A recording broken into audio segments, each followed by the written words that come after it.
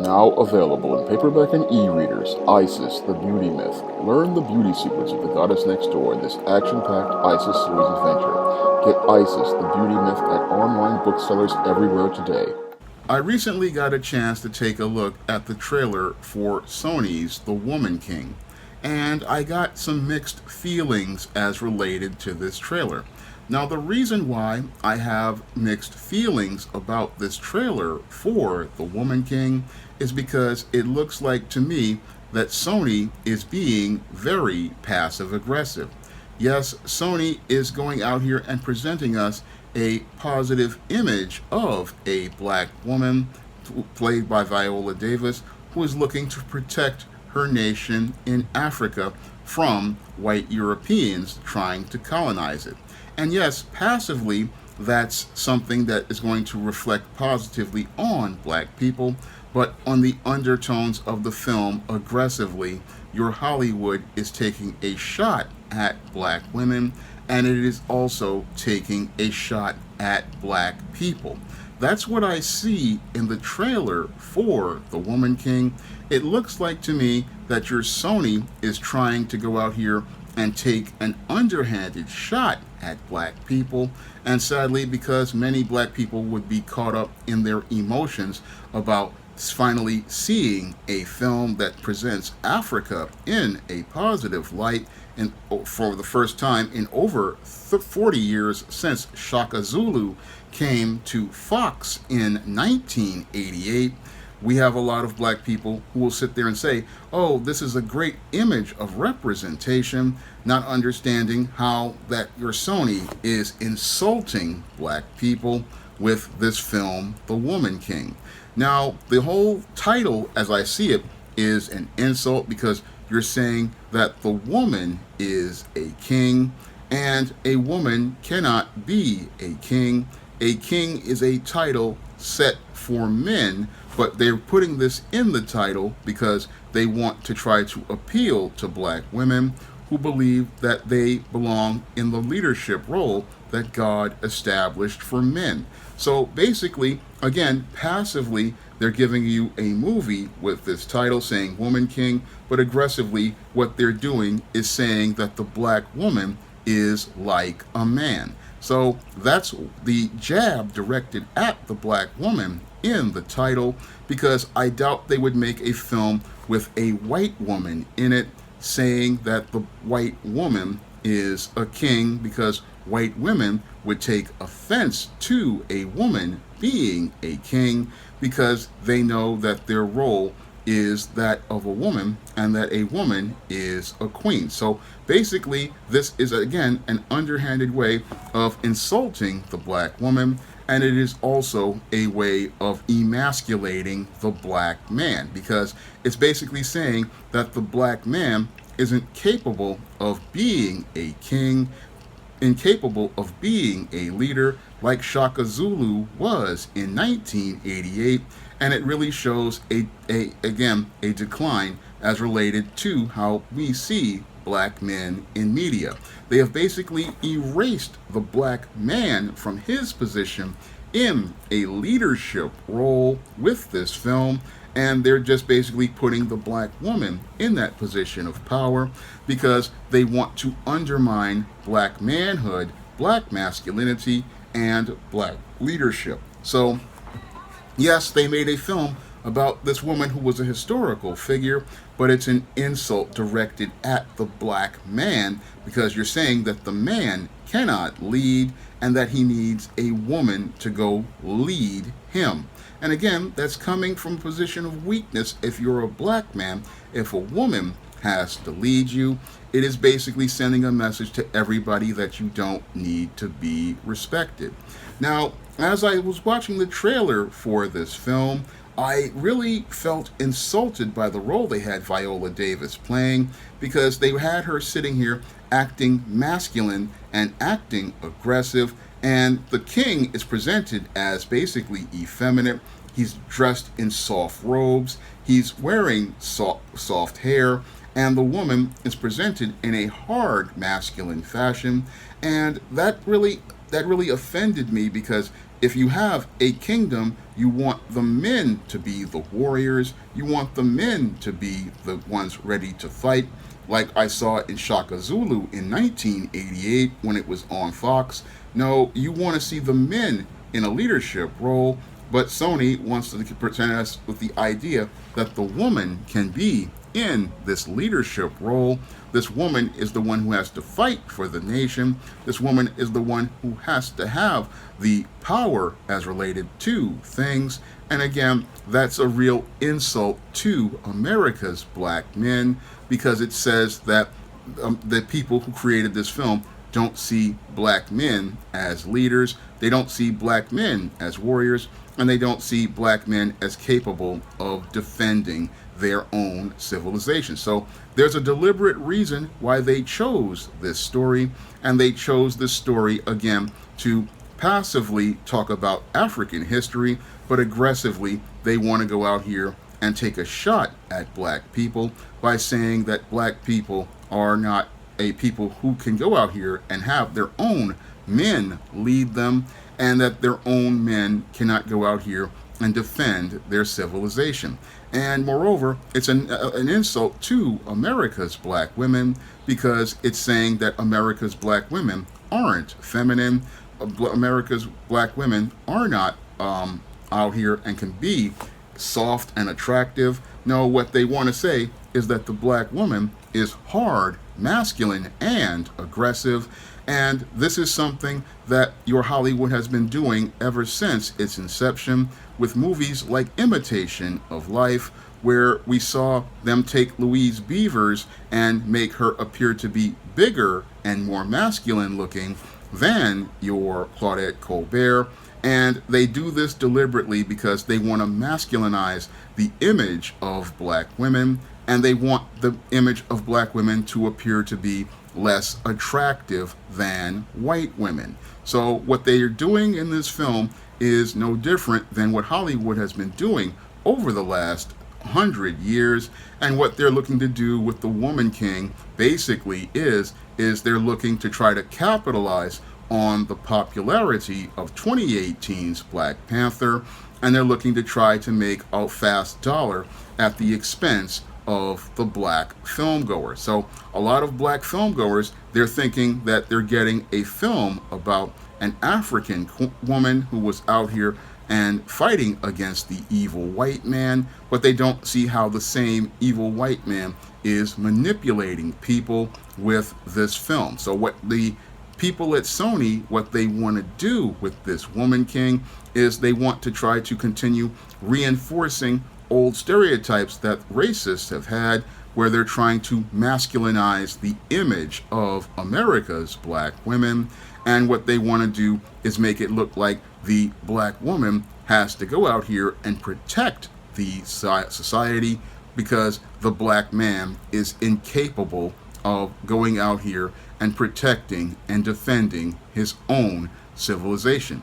It is, again, a passive-aggressive swipe at black people, and you're sitting there, oh, it's Viola Davis, she's an Oscar winner, but you're not really thinking critically about what's presented to you in these images, because what's presented in these images is the same old white supremacy repackaged in a brand new box. They're giving you what you think you're going to get. Oh, it's a story about this woman protecting the African society. And again, that's not the case at all. I mean, when I look at this film, it's just the white supremacist giving you his ideas in a story, and he's just so slick about it. You're sitting there thinking you're getting something positive, but all you're getting is the same poison with a brand new strawberry flavor. And because you're so caught up in the strawberry flavor, you can't taste the poison that is infecting your mind. Because again, all of this is designed to masculinize the image of the American black woman, which is something white supremacy has been trying to do for the last 100 or so years. Since the days of the Jim Crow and the antebellum South, they have been pushing these kind of narratives because they don't want you to see black women as soft. They don't want you to see black women as feminine. They don't want you to see black women as attractive. And they don't want a black man, to see a black woman in a way that's attractive, because they want everybody focused on the American white woman. And that's what this film is all about, protecting the image of the American white woman so that she can continue to be the standard of beauty, and she can go out here and be the ideal that all of the men pine and chase for. That's why they're calling her a woman king, and this is all part of an ongoing narrative that's as related to, again, destroying and masculinizing the black woman's image. We see this with the Dora Milaje in the Black Panther movie. We see this with Tessa Thompson calling herself King Valkyrie. We see this with this film. Notice how all of the images of black women with power are masculinized, and notice how there is no softness or femininity to any image of a black woman in power. You don't get to see a black woman in power being beautiful. You don't get to see a black woman being soft, and you don't get to see a black woman in her role as a helpmeet. You don't get to see that because Hollywood doesn't want you to see a black woman as a helpmeet to a man. You don't want us to see the softness and the beauty of a black woman. No, what they want to do is say, oh, she's empowered, she's the woman king, but where is the black man who is the king? And again, this is something that has been done deliberately to black people, because they don't want you to see a black man in a leadership role. They don't want you to see a black man in an authority role. No, they want to see the black man in the background, like in this film. He's this light-skinned, soft guy in soft-looking robes. I mean, that's not a king. I mean, if you watch Shaka Zulu back in the 80s, the late Henry Seeley, he was looking strong, he was looking masculine, he was leading, and he was aggressive. But almost 40 years later, we go from Shaka Zulu, Henry Seeley, black man leading and ruling like a king, to black men being emasculated and presented as weak and needing a woman to go out here and fight for them. And again, that is an insult directed at black Americans as related to this film and the image of black men and black women and black relationships. Basically, you're saying that the black man is so weak that he needs his woman to do everything for him, and that is an insult directed at you, black man, because it says that even if you run a country, you're not really running a country. You need your woman to do everything for you, and that's a slap in your face. The other slap in the face with this film is that your woman king is out here and selling other black people she conquers into slavery. Now, this is historical fact, but the whole thing is that it's, again, another insult directed at you. It's basically saying that black people were the ones who won't even look to work with other people. And again, it's all about creating these divides psychologically in your mind, because as you imbibe this media, as you take this media on, as you watch this media, you continue to perpetuate the same white supremacist ideals as related to the black image, and you continue to perpetuate the same self-destructive narratives in your community. So when I look at Your Woman King as a film, it basically is what I call a, strawberry flavored poison. Yes, it presents you with a story from African history passively, but aggressively it continues to push the same negative racist stereotypes about black people, and it continues to further perpetuate the masculinization of the American black woman. So yes, Viola Davis may give a great performance in this film, but it's just the same thing as Halle Berry's Monsters Ball in my eyes. It further destroys the image of America's black women. And like Halle Berry's Monsters Ball, which was also more strawberry flavored poison, it further tarnishes the image of our sisters and keeps them from being seen as the beautiful sisters that they are, and it prevents us from seeing soft, feminine black women, and it allows the white woman to continue to be the ideal standard of beauty. So when I look at this film, I don't really see anything empowering. All I see is Hollywood going back to their old dirty tricks, going out here playing their same old narratives, and continuing to give us the most, again, hideous images of black women. And this is why it's important for people to go out here and create their own media, because the mainstream media isn't going to give us a positive image of black women.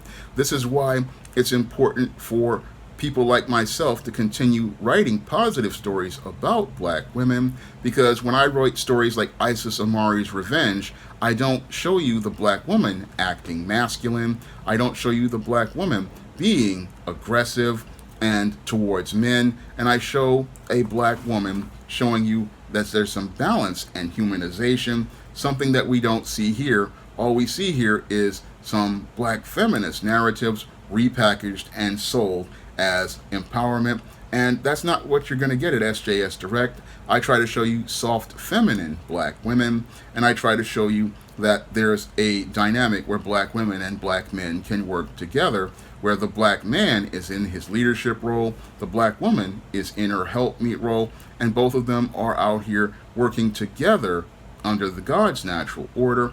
I try to show you this because I understand that the media that we're getting, oftentimes like this Woman King, they will give you a positive story on the surface, but then they push the same negative narratives towards black people, just like Black Panther did in 2018. Black Panther was like, again, more strawberry flavored poison. You had people thinking, oh, this was a great movie, and yes, it was great to see a black superhero on screen, but the whole thing is there were a lot of images in that film, like the plate lip guy and the guys fighting in grass skirts. A lot of that was, again, racists putting their images in a film, and again, I look at this film and I see it as one big Trojan horse to continue perpetuating the masculization of the black woman and the effeminization of the black man. So I have really mixed feelings about this Woman King film, and it's not something I don't think I would want to see,